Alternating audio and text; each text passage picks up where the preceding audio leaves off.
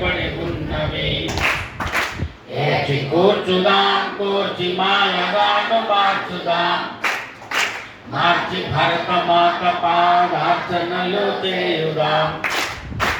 ఏచి కూర్చుదాం కూర్చి మాలగాను మార్చుదాం, మార్చి భరతమాత పాదార్చనలు చేయుదాం.